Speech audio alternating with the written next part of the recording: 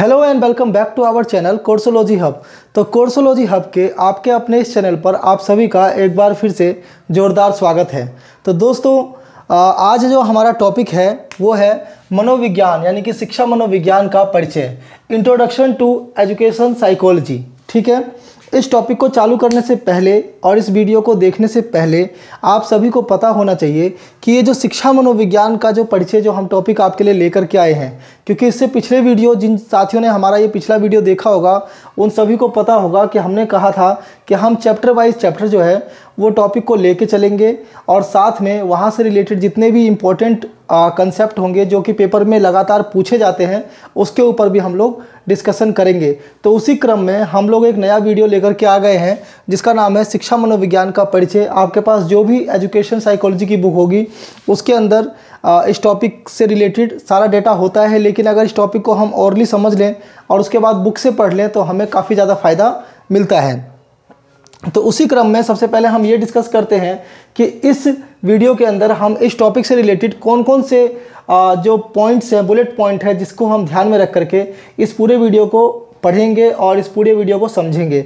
सबसे पहले हम इसके अंदर पढ़ेंगे शिक्षा मनोविज्ञान का परिचय या उत्पत्ति, यानी कि जो शिक्षा मनोविज्ञान है, ठीक है, शिक्षा मनोविज्ञान, इसकी उत्पत्ति कैसे हुई, ये कहाँ से उत्पन्न हुई, क्या कारण था इसकी उत्पत्ति होने का और किस विषय से ये विषय जो है एक अलग स्वरूप धारण करके आई है। उत्पत्ति संबंधित हम लोग इसके अंदर सारी चर्चाएं करेंगे कि शिक्षा मनोविज्ञान की उत्पत्ति किस विषय से हुई, ओके, इस विषय की उत्पत्ति के पीछे क्या कारण थे, ये विषय और विषयों के लिए कैसे सहायक है, इन सारे विषय में हम इस पर बात करेंगे। दूसरा जो हमारा पॉइंट है वो है शिक्षा मनोविज्ञान और मनोविज्ञान, इन दोनों में अंतर क्या होता है, कि शिक्षा मनोविज्ञान और मनोविज्ञान में अंतर क्या होता है और इन दोनों के अंदर अंतर है तभी ये दोनों विषय जो है ये अलग अलग अपना स्वरूप धारण किए हुए हैं। इस पूरे पॉइंट को हम लोग बहुत विस्तार से समझेंगे और उसके बाद हम लोग जाएंगे अपने तीसरे पॉइंट पे।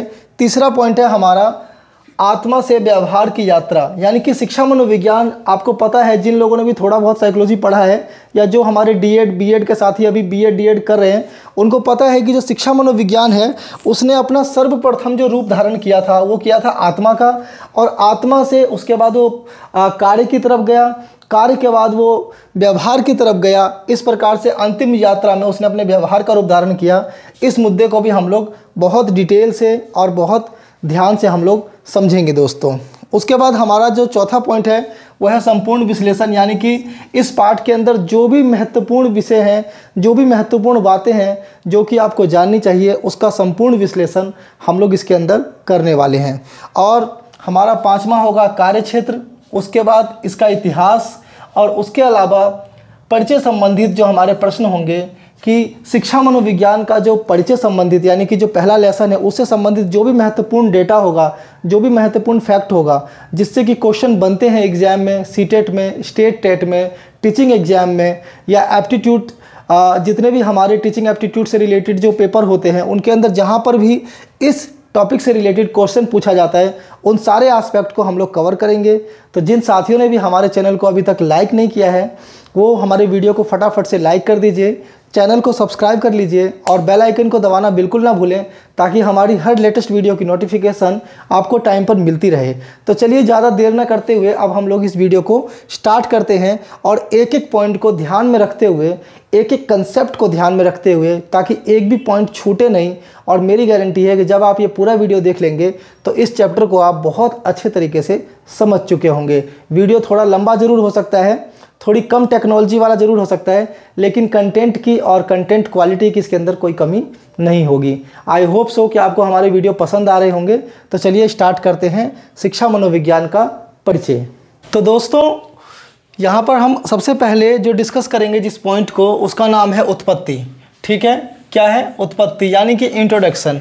सबसे पहले हम ये जानेंगे कि मनोविज्ञान यानी कि मनोविज्ञान विषय की उत्पत्ति किस प्रकार से हुई। ठीक है, तो याद रखिएगा जब भी हम मनोविज्ञान विषय की उत्पत्ति के बारे में बात करते हैं तो उसमें सर्वप्रथम एक कोटेशन जो है वो हमेशा हमें ध्यान रखना चाहिए, किसका, अरस्तु का और प्लेटो का। अरस्तु और प्लेटो के बारे में मैं बता देना चाहता हूँ कि जो अरस्तु हैं वो प्लेटो के मतलब प्लेटो के शिष्य थे अरस्तु। ठीक है, प्लेटो के क्या थे, शिष्य थे और इन्होंने मनोविज्ञान को जो है यानी कि साइकोलॉजी को जो है, ठीक है, इसको दो शब्दों में बांटा है। सबसे पहले आपको ये पता होना चाहिए कि मनोविज्ञान जो है वो एक लैटिन शब्द है या फिर ग्रीक शब्द हम इसे कह सकते हैं, ठीक है, क्या है, ग्रीक शब्द है, ग्रीस का एक शब्द है, ठीक है। और साइकोलॉजी को इन्होंने दो शब्दों में विभाजित किया है। सबसे पहले इन्होंने कहा है साइकी को क्या कहा है, आत्मा, क्या कहा है, आत्मा, आत्मा का मतलब सॉइल, ठीक है। और लोगोस को इन्होंने कहा अध्ययन या विवेचन, यानी कि क्या परिभाषा बनी, इन्होंने कहा कि मनोविज्ञान को आत्मा का अध्ययन करने वाला विषय माना है। इन्होंने क्या माना है, आत्मा का अध्ययन करने वाला विषय। किनके द्वारा माना गया है, ये माना गया है अरस्तु और प्लेटो के द्वारा, ठीक है, जिसको कि अंग्रेजी में एरिस्टोटल कहते हैं, ठीक है। तो सबसे पहले जो है ये स्टडी ऑफ सॉइल के रूप में, ठीक है, आत्मा के अध्ययन के रूप में ये उत्पत्ति हुई इसकी। समझ में आई बात यहाँ तक, बिल्कुल सिंपल और आसान भाषा में, कि सबसे पहले आपसे पूछा जाएगा कि ये बताइए साइकोलॉजी का क्या अर्थ होता है। तो साइकोलॉजी को दो हिस्सों में बांटा गया है, साइकी और लोगोस। हम लोग हिंदी में संधि विच्छेद करते हैं, आप सबको पता है। तो साइकी का अर्थ बताया गया है आत्मा, ठीक है, और लोगोस का अर्थ बताया गया है अध्ययन, ठीक है। तो यानी कि आत्मा का अध्ययन करने वाला विषय, आत्मा का अध्ययन करने वाला विषय किसके द्वारा बताया गया, ये बताया गया अरस्तु और प्लेटो के द्वारा, ठीक है। अगर हम थोड़ा सा आगे चले, यानी कि हम 17वीं और 18वीं शताब्दी के पास चले, ठीक है, तो वहाँ पर कुछ मनोवैज्ञानिक थे, ठीक है। उन मनोवैज्ञानिकों के द्वारा जो कि हॉब्स, लॉक, कांट, उसके अलावा ह्यूम, इन्होंने क्या बोला, इन्होंने बोला कि नहीं, साइकी का मतलब आत्मा नहीं, इन्होंने बताया कि साइकी का अर्थ है मन। क्या है, साइकी का अर्थ है मन, ठीक है। और लोगोस का अर्थ इन्होंने अध्ययन बताया, यानी कि इन्होंने बताया कि जो मनोविज्ञान है, मनोविज्ञान का जो वो है मन का अध्ययन करने वाला विषय। क्या बताया इन्होंने, मन का अध्ययन करने वाला विषय। यानी कि मन मतलब क्या, आपके मन, आप मन का मतलब क्या समझते हैं, मन का मतलब होता है कि आपके मन में कोई ना कोई संरचना जरूर निर्माण हो रही होगी, आपके मन में किसी न किसी प्रकार की संरचना का निर्माण हो रहा होगा। तो जब आपके मन में किसी न किसी प्रकार की संरचना का निर्माण कैसे होगा, आप अपने मन में मान के चलिए मैंने आपको कहीं बिठा दिया और मैंने आपसे बोला कि आप अच्छी चीज़ों के बारे में सोचिए, तो आपके मन में एक संरचना निर्माण हो रही होगी। मैं बोलूँगा आप बुरी स्मृतियों के बारे में सोचिए, तो आपके मन में बुरी स्मृति का निर्माण हो रहा होगा। इसके बारे में जब हम आगे बढ़ेंगे, जब हम संरचनावाद के बारे में बात करेंगे, तब मैं आपको और डिटेल से बताऊंगा कि क्या था। फिलहाल के लिए आप ये समझिए कि ये जितने भी मनोवैज्ञानिक थे, कौन कौन, हॉब्स, लॉक, कांट, ह्यूम, ठीक है, ये सारे के सारे मनोवैज्ञानिक संरचनावादी थे। क्या थे, संरचनावादी। इतना आप लोग समझ के रखिए कि ये सारे के सारे मनोवैज्ञानिक जो थे वो संरचनावादी थे। स्ट्रक्चरलिज्म, स्ट्रक्चर का मतलब किसी प्रकार की स्ट्रक्चर यानी कि संरचना। जैसे मैं बोलूँ कि ये क्या है, ये एक प्रकार की संरचना बन गई, ठीक है, विक्ट्री का साइन हो गया। इसी प्रकार से इन्होंने कहा कि जो हमारा मन है वो स्ट्रक्चर के हिसाब से सोचता है। तो जहाँ ये लोग जो है ये आत्मा के ऊपर अपना जो कॉन्शियसनेस दे रहे थे, उसकी जगह इन्होंने क्या कहा कि नहीं, आत्मा की जगह नहीं, साइकोलॉजी जो है ये मन का विज्ञान है। तो इसने एक आगे कहावत भी है कि पहले इसने अपनी आत्मा का त्याग किया, इसके बाद इन्होंने अपने मन का त्याग किया, फिर इसने अपने व्यवहार का त्याग किया, ठीक है। तो ये वुडवर्थ के द्वारा जो कोटेशन दी गई है, उसी यात्रा में जो इन्होंने सबसे पहले आत्मा का विज्ञान के रूप में इनकी संज्ञा दी गई अरस्तु और प्लेटो के द्वारा। लेकिन 17वीं 18वीं शताब्दी के दौरान जो कुछ संरचनावादी थे, उन्होंने कहा कि नहीं, ये जो अध्ययन है ये मन का अध्ययन करने वाला विषय है। उसके बाद 1870 तक, याद रखिएगा, 1870 तक ये सर्वमान्य रही, मतलब मनोविज्ञान को इसी रूप में जाना जाने लगा कि ये मन का अध्ययन करने वाला एक विषय है और ये दर्शन शास्त्र की एक शाखा के रूप में कार्य कर रही थी। यहाँ पर आपका पॉइंट बहुत इम्पोर्टेंट है कि ये पॉइंट क्या है। तो दर्शन शास्त्र की शाखा के रूप में कार्य कर रही थी। याद रखिएगा, आपसे कई बार एग्जाम में पूछा जाता है कि ये बताइए कि मनोविज्ञान विषय का जो जननी है, यानी कि मनोविज्ञान यानी कि साइकोलॉजी की जो मदर है, वो किसको कहा जाता है? तो आपको हमेशा याद रखना है दोस्तों कि मनोविज्ञान विषय की जो जननी है उसका नाम है दर्शन शास्त्र, इंग्लिश में इसको फिलोसफी भी कहते हैं। आजकल आपने बहुत सारे पेपरों में देखा होगा कि अंग्रेजी के शब्दों को भी हिंदी में लिख करके ऑप्शन में डाल दिया जाता है।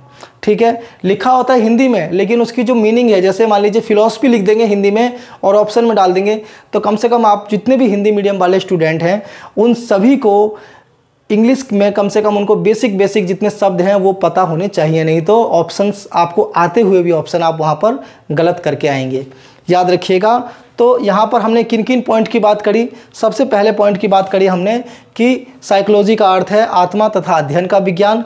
उसके बाद इस परिभाषा किसने दी? अरस्तु तथा प्लेटो के द्वारा इसको आत्मा का अध्ययन करने वाला विज्ञान बताया गया।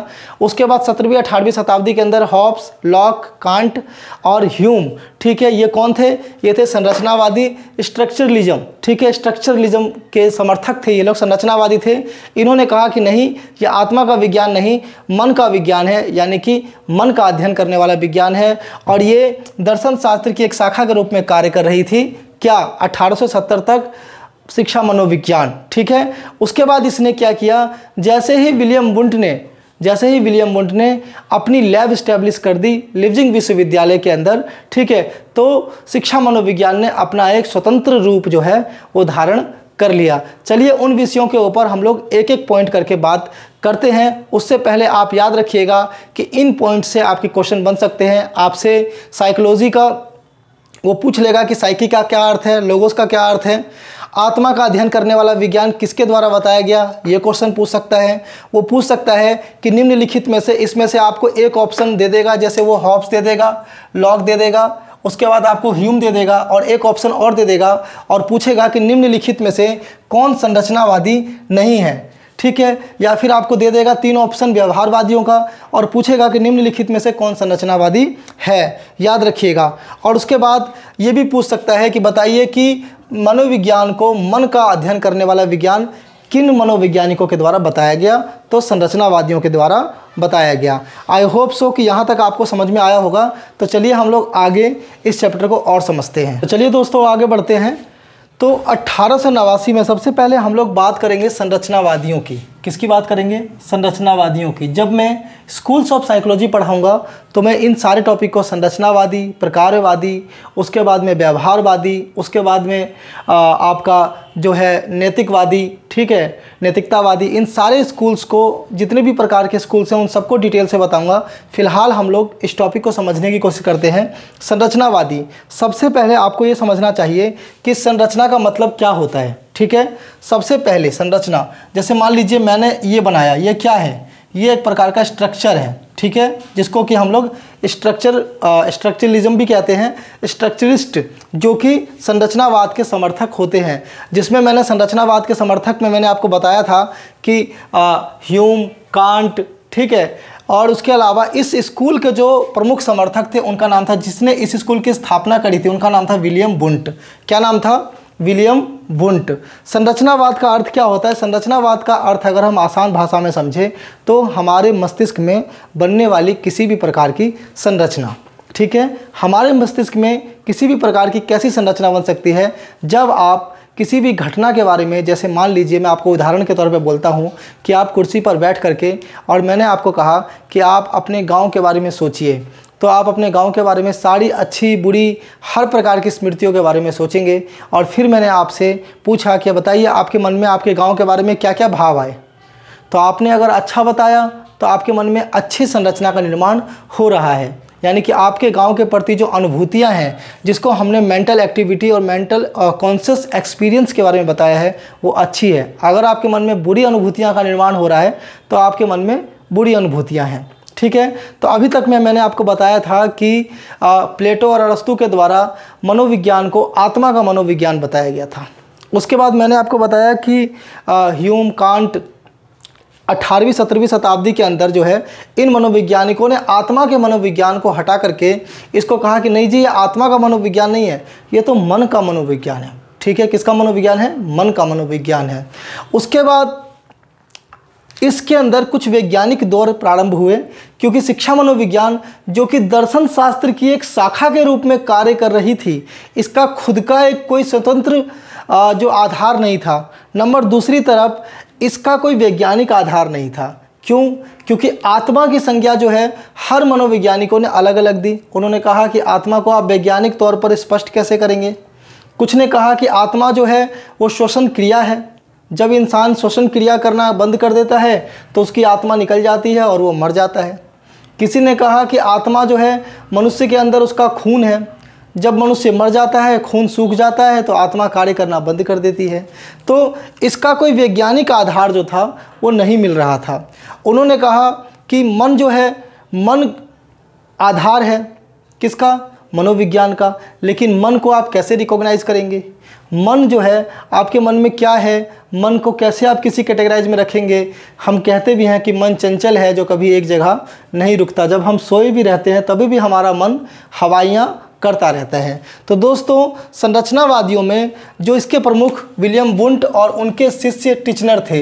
विलियम वुंट ने संरचनावाद की नींव रखी। आपसे पूछा भी जा सकता है क्वेश्चन कि ये बताइए कि संरचनावाद की नींव जो है वो किनके द्वारा रखी गई, तो आपको बताना है विलियम वुंट के द्वारा संरचनावाद की नींव रखी गई और उनके शिष्य टिचनर ने ही उसको आगे जा कर के बढ़ाया। तो चलिए सबसे पहले पॉइंट की ओर चढ़ते हैं हम लोग और बात करते हैं 1879। ये डेट बहुत इंपॉर्टेंट है, आप लोग याद रखिएगा। सीटेट में, अदर टेट में, कई सारे टीचिंग एग्जाम में इस डेट को बार बार पूछा गया है। ठीक है, कई बार ये क्वेश्चन रिपीटेड है। आप जब तैयारी कर रहे होंगे तो आपको भी ये क्वेश्चन प्रीवियस ईयर में मिला होगा। 1879 में मनोविज्ञान की प्रथम प्रयोगशाला, याद रखिएगा किसकी? मनोविज्ञान की, शिक्षा मनोविज्ञान की नहीं। वो कंफ्यूज करने के लिए भी दे सकता है कि शिक्षा मनोविज्ञान दे देगा और 1879 दे देगा, लेकिन याद रखिएगा 1879 में मनोविज्ञान की प्रथम प्रयोगशाला स्थापित की। किनके द्वारा स्थापित की गई थी? संरचनावाद के जनक विलियम वुंट के द्वारा स्थापित की गई। और कहाँ पर स्थापित की गई थी? कार्ल मार्क्स विश्वविद्यालय में, जिसका कि पुराना नाम जो है वो लिपजिंग विश्वविद्यालय है। याद रखिएगा कार्ल मार्क्स विश्वविद्यालय में स्थापित की गई थी मनोविज्ञान की प्रथम प्रयोगशाला 1889 में। ठीक है, अब आपके सामने प्रश्न है कि कार्ल मार्क्स विश्वविद्यालय जो है ये कौन से स्थान पर है? तो इसका नाम है जर्मनी। कहाँ पर है दोस्तों? जर्मनी में है ये विश्वविद्यालय। वैसे ये क्वेश्चन आजकल आते नहीं हैं, लेकिन नॉलेज के लिए आपको पता रहना चाहिए कि कार्ल मार्क्स विश्वविद्यालय कहाँ पर है। जर्मनी में है। कार्ल मार्क्स भी जर्मनी से थे, आपको पता होना चाहिए। चलिए आगे चलते हैं। मनोविज्ञान को वैज्ञानिक आधार मिला। मनोविज्ञान को वैज्ञानिक आधार मिला, कैसे मिला? जब जाहिर सी बात है कि मनोविज्ञान के लिए प्रथम प्रयोगशाला स्थापित की गई तो मनोविज्ञान को प्रथम आधार भी मिलेगा, क्योंकि वैज्ञानिक प्रयोगशाला के अंदर क्या कार्य होंगे? वैज्ञानिक गतिविधि होगी। और कहा गया है कि कोई भी वैज्ञानिक गतिविधि जो होती है वो हमेशा डेटा, फैक्ट, कंसेप्ट और ठोस आधारों पर वैज्ञानिक मूल्य आधारित होते हैं। तो याद रखिएगा कि वैज्ञानिक प्रयोगशाला स्थापित की गई और जब 1889 में वैज्ञानिक प्रयोगशाला स्थापित की गई तो शिक्षा मनोविज्ञान को वैज्ञानिक आधार मिला। इसीलिए इनको वैज्ञानिक मतलब अनुसंधान मनोविज्ञान का जनक भी इनको कहा जाता है। एक्सपेरिमेंटल साइकोलॉजी का जनक अगर आपसे पूछा जाए तभी भी आपको किसको लगा के आना है? विलियम वुंट को। याद रखिएगा, कहा जाएगा कि बताइए कि वैज्ञानिक मनोविज्ञान या फिर कहेंगे प्रायोगिक मनोविज्ञान, एक्सपेरिमेंटल साइकोलॉजी के जनक कौन है? तो उसका आंसर भी आपका विलियम वुंट होगा।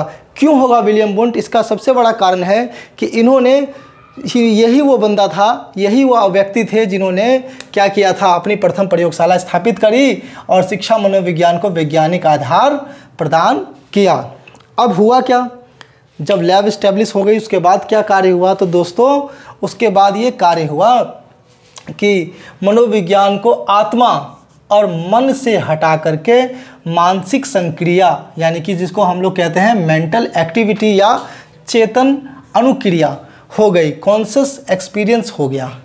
अब आपके सामने ये प्रश्न खड़ा हो गया होगा, सर आत्मा और मन तो हम लोग समझ गए, लेकिन ये मेंटल एक्टिविटी और कॉन्शियस एक्सपीरियंस क्या होता है? तो चलिए दोस्तों इसको समझते हैं और इसको जानते हैं हम लोग। इन्होंने क्या कहा? इन्होंने कहा चेतन अनुभूति। क्या कहा? चेतन अनुभूति या कॉन्शियस एक्सपीरियंस को इन्होंने भाव, यानी कि फीलिंग, संवेदना, सेंसेशन, उसके अलावा प्रतिमा, इमेजिनेशन, और उसके अलावा कल्पना, यानी कि कल्पना को प्रतिमा मतलब इमेज बनाना किसी चीज़ की, और कल्पना मतलब इमेजिनेशन करना।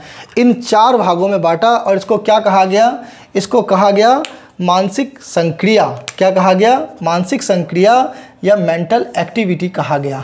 अब मैं एक एक करके इन चीज़ों को समझाने की कोशिश करता हूँ और संरचनावाद को आपके सामने एक्सप्लेन करने की कोशिश करता हूँ दोस्तों, ठीक है। सबसे पहले याद रखिएगा, हम बात करते हैं संवेदना की। संवेदना क्या होता है? संवेदना का अर्थ होता है हंसना, रोना, चीखना, चिल्लाना, किसी भी प्रकार की जो हम संवेदना प्रकट करते हैं। एक बच्चा भूखा होता है तो किस प्रकार की संवेदना प्रकट करता है? रोने की संवेदना। एक बच्चा खा पी के एकदम मस्त होता है तो किस प्रकार की संवेदना वो प्रकट करता है? हंसने की संवेदना। तो यानी कि उन्होंने कहा कि बच्चा जो है जिस प्रकार की संवेदना व्यक्त करेगा, मनोविज्ञान के आधार पर हम ये कह सकते हैं कि वो व्यक्ति जो है इस प्रकार की मनोवैज्ञानिक स्थिति से गुजर रहा है, ठीक है। पहली बात संवेदना। अब आते हैं भाव पे। भाव का मतलब होता है हमारे हाव भाव। जैसे कहते हैं ना, अरे इसके तो आजकल हाव भाव बढ़े हुए हैं, ठीक है। हाव भाव मतलब अगर कोई दुखी है, कोई दुखी व्यवहार कर रहा है, दुखी प्रतीत हो रहा है, उसके हाव भाव दुख से ग्रसित लग रहे हैं, तो हो सकता है कि वो दुखी हो। अगर कोई उल्लासित है, बाहें फैला रहा है, हंस रहा है, गा रहा है, नाच रहा है, उसके भाव जो है वो खूब खुशी वाले हैं, तो उसकी मानसिक जो संक्रिया होगी वो कैसी होगी? उसकी मानसिक संक्रिया उत्तम होगी। उसके अलावा प्रतिमा। प्रतिमा मतलब इमेज, यानी कि आपने देखा होगा बड़े बड़े नेताओं को, पत्रकार भी जो होते हैं वो कहते हैं कि खिलाड़ियों की बॉडी लैंग्वेज कैसी लग रही है। कभी भी कोई छोटी टीम जो होती है वो बड़ी टीम के खिलाफ खेलने जाती है तो उनकी बॉडी लैंग्वेज को अध्ययन किया जाता है, बड़ी टीम की बॉडी लैंग्वेज को अध्ययन किया जाता है, नेताओं की बॉडी लैंग्वेज को अध्ययन किया जाता है कि किसी भी व्यक्ति की जो प्रतिमा है, उसकी जो व्यवहार करने का तरीका है, उससे भी हम मनोवैज्ञानिक अनुभूतियों का पता लगा सकते हैं। उसके बाद है कल्पना। कल्पना का मतलब मैंने आपको बताया कि आप अपने बारे में सोचिए और उसके बाद आप मुझे रिप्लाई दीजिए, ठीक है। आप अपने बारे में सोचिए, उसके बाद मुझे रिप्लाई दीजिए। तो इसका मतलब है कि मैं आपको बता पाऊँगा कि आपकी मनोस्थिति क्या है। तो इन्होंने क्या कहा कि मानसिक संक्रिया को चेतन अनुक्रिया के आधार पर इन्होंने बांटा, यानी कि इन्होंने कहा कि कोई भी व्यक्ति जो है वो किस प्रकार की अनुक्रिया कर रहा है, किस प्रकार की अनुक्रिया कर रहा है, उसके हिसाब से हम उसके मनोवैज्ञानिक अध्ययन का पता लगा सकते हैं दोस्तों, ठीक है। तो याद रखिएगा, संरचनावादी के बारे में बात करें तो अभी तक में हमने पहला पॉइंट पढ़ा कि 1889 में प्रथम प्रयोगशाला स्थापित की गई विलियम वुंट के द्वारा कार्ल मार्क्स विश्वविद्यालय, जिसका पूर्व नाम लिप्जिंग विश्वविद्यालय था। मनोविज्ञान को वैज्ञानिक आधार प्रदान करने वाले थे विलियम वुंट, जिनको एक्सपेरिमेंटल साइकोलॉजी का जनक भी कहा जाता है, प्रायोगिक मनोविज्ञान का जनक भी बोला जाता है। आत्मा और मन से हट करके ये मानसिक संक्रिया और चेतन अनुक्रिया का मनोविज्ञान हो गया, जिसके बारे में मैंने आपको बता दिया, जिसके 4 पॉइंट थे: भाव, संवेदना, प्रतिमा और कल्पना, ठीक है। चेतन अनुभूतियों से इसी चीज़ को हमने मानसिक संक्रिया के बारे में कहा है, ठीक है। अब इसकी खामियां बता देता हूं थोड़ा सा मैं आपको। खामी जो है, वैसे स्कूल्स जब हम इसके बारे में पढ़ेंगे तब हम इसको और डिटेल से और डेप्थली पढ़ेंगे, लेकिन मैं बता देता हूं कि इसका कोई वैज्ञानिक आधार इतना स्पष्ट नहीं था। मान लीजिए कोई व्यक्ति है जो कि भाव अच्छे दिखा रहा है लेकिन अंदर से बहुत दुखी है। कोई व्यक्ति है जो रोने की संक्रिया कर रहा है लेकिन अंदर से बहुत खुश है। कोई व्यक्ति है जो दिखा रहा है कि मैं बहुत एकदम कॉन्फिडेंस में हूँ लेकिन अंदर से डरा हुआ है। कोई व्यक्ति है जो कल्पना कर रहा है कि मैं आयरन बनूंगा, सुपरमैन बनूंगा, लेकिन उसकी हिम्मत चूहे वाली है। तो इसका मतलब क्या है कि इसका वैज्ञानिक आधार जो था वो इतना स्पष्ट नहीं था, और इसी का परिणाम हुआ कि प्रकार्यवाद, किसका? प्रकार्यवाद, फंक्शनलिज्म, प्रकार्यवाद ने जन्म लिया। तो चलिए थोड़ा सा हम इस प्रकार्यवाद के बारे में जानते हैं और इसको समझते हैं कि प्रकार्यवाद क्या था दोस्तों। तो दोस्तों अब हम लोग बात करते हैं प्रकार्यवाद की। प्रकार्यवाद को जब हम लोग स्कूल्स ऑफ साइकोलॉजी पढ़ेंगे तब ज़्यादा डिटेल से पढ़ेंगे, लेकिन फिर भी मैं अभी आपको थोड़ा सा बताता हूँ कि जब संरचनावाद के बारे में मैंने बताया आपको कि संरचनावाद जो था वो संरचना के ऊपर बेस था, लेकिन संरचना के ऊपर मैंने आपको बताया भी कि भाव, प्रतिमा, इमेजिनेशन के बारे में मैंने आपको बताया कि उस तरीके से कोई आदमी बनावटी भी हो सकता है। जैसे क्रिमिनल्स होते हैं, जैसे छोटे बच्चों के ऊपर आप कैसे अप्लाई करोगे? अगर मान लो कोई 2 साल का बच्चा है, आपने बोला कि आपको वो चीज़ जान के कैसा लग रहा है, वो कैसे बता पाएगा? तो उन्होंने क्या बोला? उन्होंने बोला कि किसी भी चीज़ की संरचना के ऊपर नहीं, उसकी कॉन्शियसनेस के ऊपर नहीं, बल्कि कॉन्शियसनेस के साथ साथ में उसके प्रकार यानी कि वर्क, ठीक है, यानी कि उसके वर्क के ऊपर भी उसको ध्यान देना चाहिए कि उसकी जो वर्क लेंथ है, यानी कि जो उसकी कार्य करने की जो पद्धति है, कार्य करने का जो उसका तरीका है, उसके ऊपर भी उसको ध्यान देना चाहिए, ताकि ये ज़्यादा वैज्ञानिक, ज़्यादा प्रमाणिक हो सके। और उसके बाद इसी ने इन दोनों का विरोध करते हुए, किसने? जेबी वॉटसन ने।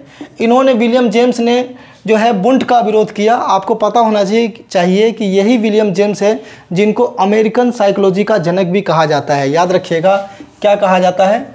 अमेरिकन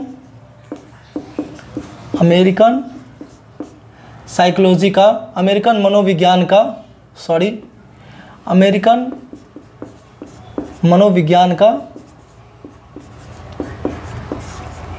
का जनक। इनको अमेरिकन मनोविज्ञान का जनक भी कहा जाता है। और डीसी बर्नलाइनर के द्वारा इनको पितामह की संज्ञा भी दी गई है। याद रखिएगा, किसके द्वारा? डीसी बर्नलाइनर के द्वारा पितामह की संज्ञा दी गई है। पितामह की संज्ञा किसको दिया गया है? तो विलियम जेम्स को। किसको दिया गया है दोस्तों?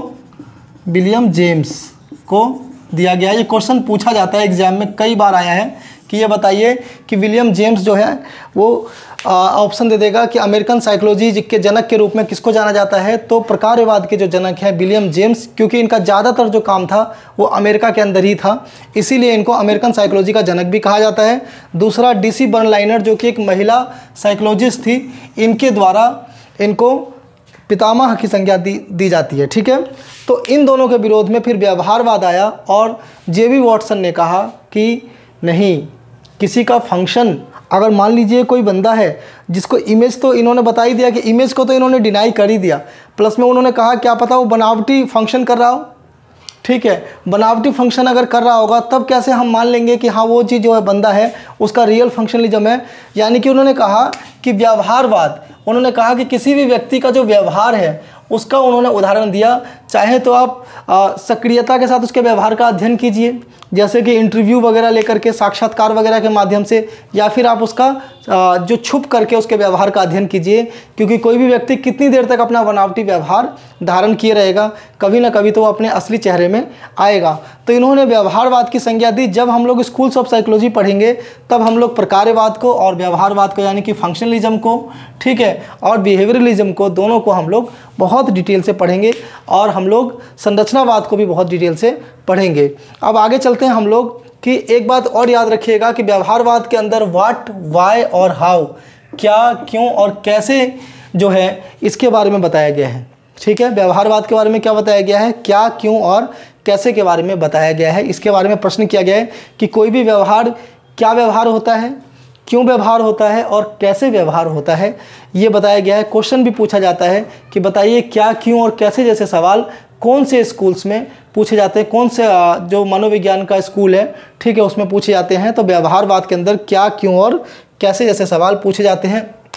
अब बात करते हैं अगले पॉइंट की, शिक्षा का अर्थ। आपको पता है कि प्राचीन काल के अंदर में, या प्राचीन काल से लेकर के अभी कुछ साल पहले तक भी, ठीक है, जबकि एनसीएफ वगैरह नहीं आए थे, तब तक जो है शिक्षा का पैटर्न यही होता था कि गुरुजी जो होते थे वो लेक्चर देते थे और सारे छात्र जो होते थे वो उसी प्रकार से उस चीज़ को सुनते थे, और उसके बाद उनको सिर्फ शिक्षा देने वाला बनाया जाता था, लेने वाला और एक देने वाला होता था। इस तरह से टिपिकल पद्धति चलती थी। लेकिन आज शिक्षा का अर्थ और उसका स्वरूप जो है बदल गया है। हमारा आज का जो सबसे बड़ा एजेंडा है कि सभी व्यक्ति को समाज उपयोगी, यानी कि सोसाइटी के लिए रिसोर्सफुल बनाना हमारी सबसे पहले प्रायोरिटी है। ठीक है, दूसरा है उसका व्यक्तित्व विकास। आपको पता होगा, सभी लोग जैसे कहते हैं कि आजकल सभी लोग ये कहते हैं कि अरे जो पढ़ाई है वो तो सिर्फ इसलिए की जाती है ताकि जो है नौकरी मिल जाए। ठीक है, नहीं जी, अगर खाली नौकरी के लिए पढ़ाई की जाती तो बड़े बड़े जो उद्योगपति हैं, बड़े बड़े जिनके पास हज़ारों करोड़ रुपए की संपत्ति है, या जिनके पास आज भगवान की दया से 50 करोड़ रुपए की संपत्ति पड़ी हुई है, या करोड़ों अरबों में खेल रहे हैं, वो लोग जो हैं जो लैम्बोर्गिनी और बड़ी बड़ी गाड़ियों से चलते हैं, जिनके पास भगवान की दया से पैसे की कोई कमी नहीं है, वो लोग जो है वो कभी अपने बच्चे को इतनी ज़्यादा एजुकेशन नहीं दिलाते। लेकिन याद रखिएगा कि एजुकेशन दिलाने से उनका ना केवल वो रोजगार परक बनते हैं, यानी कि जॉब के लिए एलिजिबल होते हैं, बल्कि उनका व्यक्तित्व विकास भी होता है। अगर आप एक अनपढ़ गंवार आदमी से बात करेंगे और एक पढ़े लिखे से बात करेंगे तो उसमें आपको ज़रूर बहुत तगड़ा अंतर देखने को मिलेगा। तो इन्होंने क्या कहा कि शिक्षा का अर्थ है कि सभी मनुष्य को समाज उपयोगी निर्माण करना, व्यक्तित्व विकास को बढ़ावा देना और बच्चे के ऑलराउंड डेवलपमेंट को ध्यान में रखना, यानी कि बच्चे का सर्वगुण विकास, ठीक है, बच्चे का सर्वगुण विकास करने के लिए बढ़ावा देना, जो कि हमारा नेशनल करिकुलम फ्रेमवर्क भी बताता है कि बच्चे को अगर आपका सर्वगुण विकास करना है तो बच्चे को प्रकृति की गोद में ले जाकर के उसको पढ़ाइए। ठीक है, प्रकृति की गोद में ले जाकर के पढ़ाने का अर्थ है कि बच्चे को एग्जाम्पल भी दे रहे हैं तो जीवंत एग्जाम्पल दीजिए जो सोसाइटी में वो देखता है। बच्चे को अगर आप पढ़ा भी रहे हैं तो उसको हर वो चीज़ अच्छे तरीके से पढ़ाइए जो कि सोसाइटी से वो उस चीज़ को कनेक्ट कर सके, यानी कि रियल लाइफ एक्सपीरियंस को वो कनेक्ट कर सके अपने साथ दोस्तों। ठीक है, तो शिक्षा का अर्थ आपने जान लिया, और शिक्षा तथा मनोविज्ञान में एक परिभाषा के द्वारा मैं आपको बताने की कोशिश करता हूँ कि शिक्षा मनोविज्ञान सीखने सिखाने का अध्ययन करती है। किसने कहा है? स्किनर ने। बहुत फेमस कोटेशन है, बहुत ज़्यादा फेमस कोटेशन है, और कई बार जो है एग्जाम में ये कोटेशन आती है दोस्तों, सेम टू सेम आता है और पूछा जाएगा बताइए निम्नलिखित में से किसके द्वारा शिक्षा मनोविज्ञान को सीखने सिखाने का अध्ययन का विज्ञान कहा गया है, सीखने सिखाने के अध्ययन का विज्ञान कहा गया है। ऑप्शन आएगा स्किनर, मार देना है आप लोगों को। ठीक है, अब हम लोग बात करते हैं थोड़ा सा शिक्षा मनोविज्ञान के ऐतिहासिक पक्ष के बारे में। ठीक है, और उसके बाद हमारा ये वीडियो लगभग समाप्ति की ओर जाएगा। ठीक है, तो चलिए हम इसके ऐतिहासिक तथ्य के बारे में थोड़ी सी बातें करते हैं।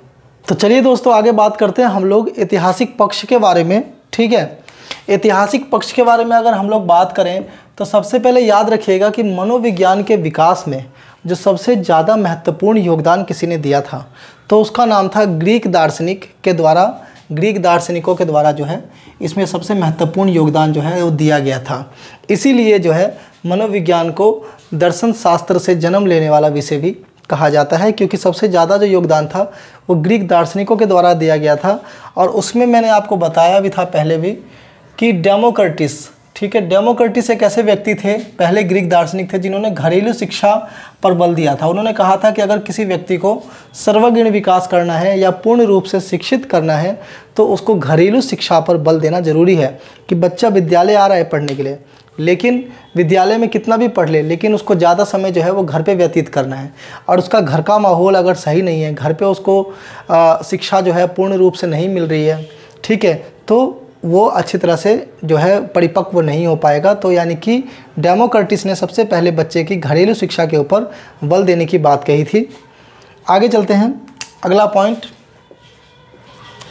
पॉइंट है अरस्तु तथा प्लेटो का योगदान।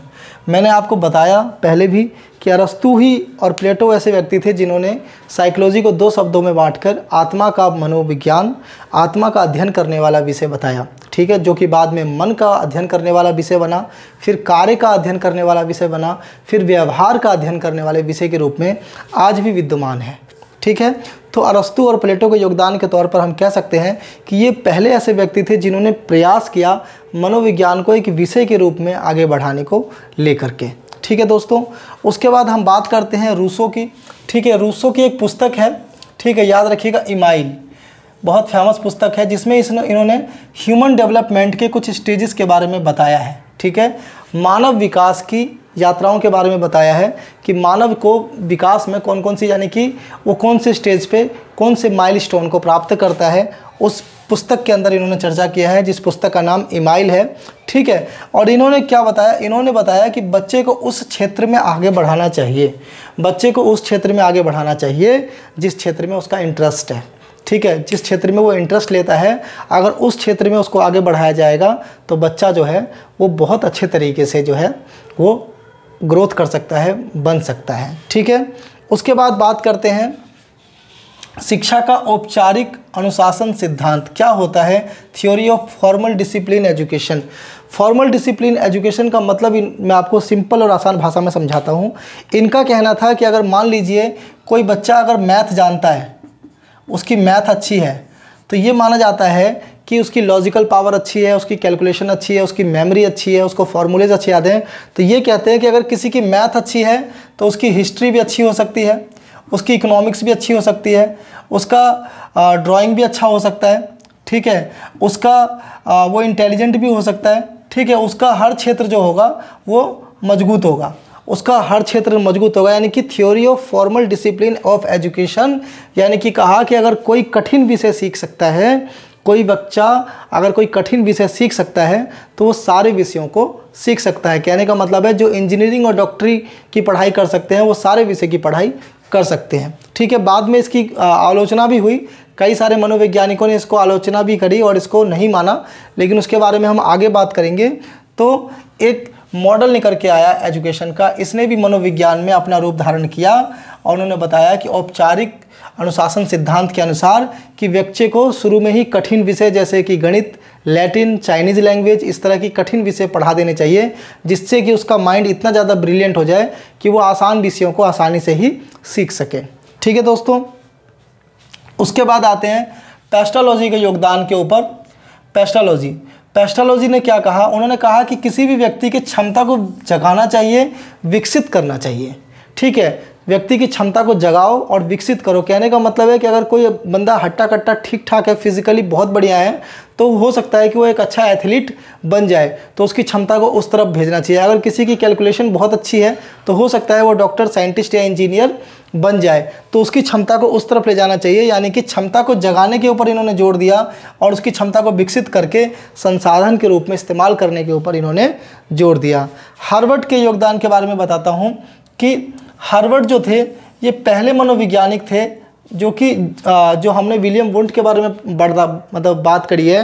तो ये हार्वर्ड जो थे इन्होंने भी क्या किया, वैज्ञानिक आधार देने के लिए इन्होंने शैक्षणिक पद्धति के ऊपर जो है लेबोरेटरी इस्टेब्लिश करने की इन्होंने कोशिश करी थी, लेकिन इनको कोई खास सफलता उसमें नहीं मिल पाई और इन्हीं से प्रेरणा लेकर के विलियम वुंट ने जो है अपनी लेबोरेटरी को इस्टेब्लिश किया। उसके अलावा इनके साथी थे फॉवरेल, ठीक है। इन्होंने किंडरगार्टन मेथड से बच्चों को पढ़ाने की बात कही। इन्होंने कहा कि जो बच्चा है खेल खेल में सीख सकता है, यानी कि उन्होंने जो पद्धति चल रही है कि बच्चे को एक्टिविटी के माध्यम से पढ़ाना, इन्होंने किंडरगार्टन, याद रखिएगा कौन सी पद्धति दी थी इन्होंने दिया था किंडरगार्टन एजुकेशन मॉडल दिया था इन्होंने, ठीक है, किंडरगार्टन एजुकेशन मॉडल दिया था। उसके बाद बात करते हैं विलियम जेम्स की। विलियम जेम्स के बारे में आप जानते हैं कि इन्होंने किताब लिखी थी टॉक्स टू टीचर, ठीक है, टॉक्स टू टीचर। उसके अलावा इन्होंने एक बुक और लिखी थी जिसका नाम था एजुकेशन साइकोलॉजी, ठीक है, एजुकेशन साइकोलॉजी ऑन रिसर्च, ठीक है। 2 पुस्तक लिखी थी, लेकिन वो पुस्तक उतनी इंपॉर्टेंट नहीं हुई। लेकिन टॉक्स टू टीचर जो है, इस पुस्तक के बारे में मैं आपको बता देना चाहता हूं कि ये वही पुस्तक थी जिसको मनोविज्ञान की प्रथम पुस्तक की संज्ञा दी जाती है। याद रखिएगा, प्रथम पुस्तक की संज्ञा दी जाती है टॉक्स टू टीचर को, ठीक है। उसके बाद जॉन डीवी ने क्या योगदान दिया? जॉन डीवी ने यह योगदान दिया कि शिक्षा मनोविज्ञान जो है, शिक्षा मनोविज्ञान की प्रयोगशाला इन्होंने स्थापित करी। कहाँ पर? शिकागो विश्वविद्यालय में। कहाँ पर करी थी? शिकागो विश्वविद्यालय में इन्होंने शिक्षा मनोविज्ञान की प्रथम प्रयोगशाला को स्थापित किया था, याद रखिएगा। उसके बाद फ्रांसिस गाल्टिन ने क्या योगदान दिया? तो फ्रांसिस गाल्टिन ने ये योगदान दिया कि इन्होंने मानसिक क्षमता मापन का जो परीक्षण टेस्ट था इन्होंने बनाने का प्रयास किया था, ठीक है, बनाने का प्रयास किया और काफ़ी हद तक उसमें सफलता भी इन्होंने पाई। तो फ्रांसिस गाल्टिन ने भी अपना महत्वपूर्ण योगदान दिया। तो चलिए आगे चलते हैं और आगे कुछ और पॉइंट्स को हम लोग डिस्कस करते हैं। तो दोस्तों आगे चलते हैं। और मैंने बात किया था जॉन डीवी के बारे में। तो जॉन डीवी ने अपने 3 थॉट दिए थे। उन्होंने कहा था कि कोई भी जो कक्षा है, कोई भी कक्षा के अंदर लर्निंग कब हो सकती है? जब सक्रियता हो, यानी कि विद्यार्थी जो है वो एक्टिव लर्नर होना चाहिए। कहने का मतलब है कि अगर टीचर पढ़ा रहा है और सारे विद्यार्थी ऐसे खड़े होकर के और आराम से बस सुन रहे हैं और कोई भी प्रतिक्रिया नहीं कर रहे हैं, सवाल जवाब नहीं कर रहे हैं, कोई रिस्पॉन्स नहीं कर रहे हैं, तो वहाँ पर एक्टिव लर्निंग हो ही नहीं सकती। तो उन्होंने सक्रियता की बात करी कि कक्षा के अंदर एक्टिव लर्नर होना अनिवार्य है। दूसरा उन्होंने पॉइंट क्या बताया, उन्होंने बताया वॉलनेस के बारे में, यानी कि संपूर्णता होनी चाहिए। किसमें? पढ़ाई में। यानी कि बच्चा जो है वो कोई भी चीज़ अगर पढ़ रहा है तो वो पढ़ने के साथ साथ इन्वायरमेंट के साथ उन चीज़ों को कनेक्ट भी कर सके, उसको रियल लाइफ एक्सपीरियंस मिल सके, वो सारी चीज़ें मिल सकें जो एनसीएफ के अंदर रिकमेंड की गई हैं। ठीक है। और तीसरा पॉइंट बताया सुसोग्य शिक्षण। सुसोग्य शिक्षण का मतलब क्या हुआ? Component education. उन्होंने कहा कि हर व्यक्ति को यह अधिकार होना चाहिए कि उचित और अच्छी शिक्षा प्राप्त करने का उसको एक मौलिक अधिकार होना चाहिए। तो आपसे कई बार ये भी पूछ लेगा वो क्वेश्चन में कि बताइए निम्नलिखित में से जॉन डीवी के द्वारा क्या नहीं कहा गया है।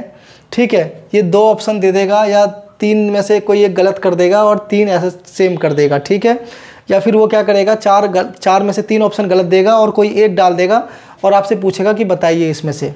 ठीक है, तो याद रखिएगा, पहला उन्होंने क्या कहा, एक्टिव लर्नर के बारे में कहा कि उनकी जो शिक्षा है वो एक्टिव होनी चाहिए, सक्रिय होना चाहिए, सक्रियता के साथ शिक्षण होना चाहिए। अगर विद्यार्थी कक्षा में सक्रिय नहीं है तो शिक्षण का कोई फ़ायदा नहीं है। उन्होंने संपूर्णता के ऊपर यानी कि वॉलनेस के ऊपर बल डाला कि पढ़ाई का जो है वो ऑलराउंड डेवलपमेंट बच्चे का होना चाहिए। और उन्होंने कहा कि हर वर्ग के बालक को जो है कॉम्पोनेंट एजुकेशन, सुयोग्य शिक्षण पाने का अधिकार होना चाहिए, जो कि हमारे देश में मिलता है राइट टू एजुकेशन एक्ट के तहत। ठीक है, उसके बाद अगला जो घटना हुई वो घटना हुई बिने साइमन टेस्ट।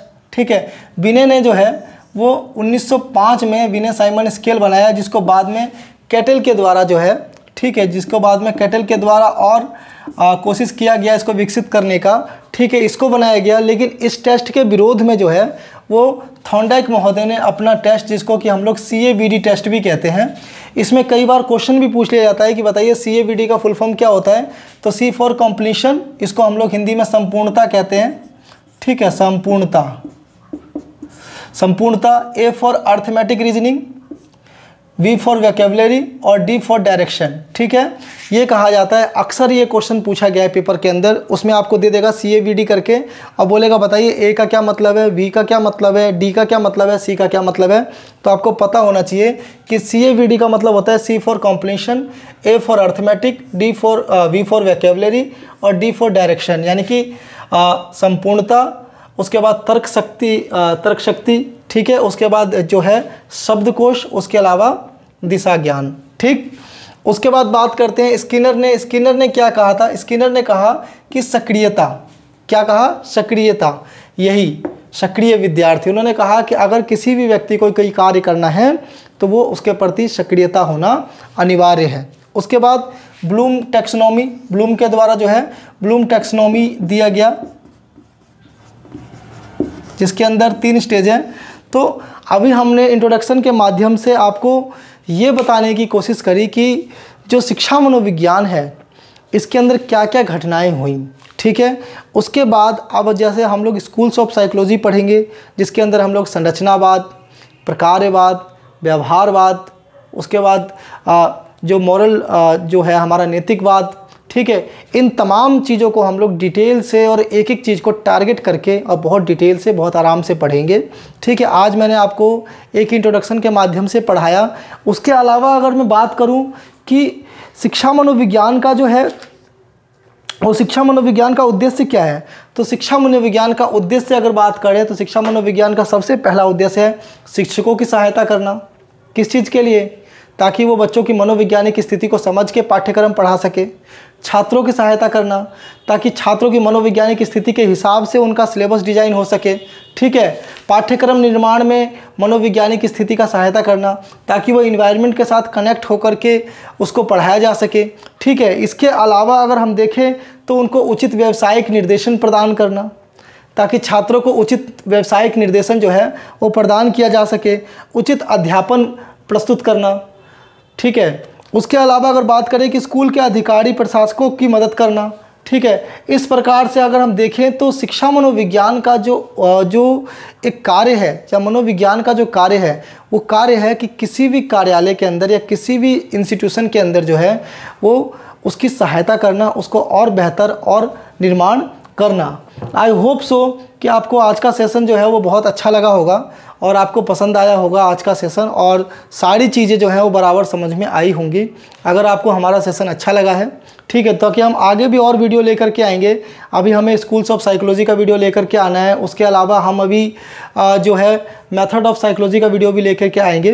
तो जिन साथियों को भी हमारा ये वीडियो अच्छा लगा है वो चैनल को लाइक कर दें, शेयर कर दें, सब्सक्राइब कर लें और बेल आइकन को दबाना बिल्कुल ना भूलें, ताकि हमारी हर लेटेस्ट वीडियो की नोटिफिकेशन आपको टाइम पे मिलती रहे। और मिलते हैं आप लोगों से नेक्स्ट वीडियो में। धन्यवाद दोस्तों।